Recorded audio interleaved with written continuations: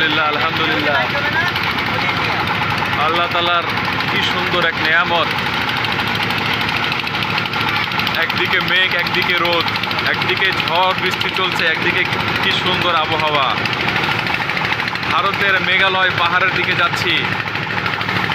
মেঘালয় পাহাড়ের দৃশ্য অসাধারণ এক দৃশ্য। আল্লাহ তাআলার নেয়ামতের কি সুন্দর এক নাজারা দেখতে পারতেছি। সাদা পাথরে যাব আমরা, এরপরে ওখানে একটু গোসল করব, এরপরে মেঘালয় পাহাড়কে অনুভব করব। দারুণ এক দৃশ্য, সত্যি এক অসাধারণ দৃশ্য।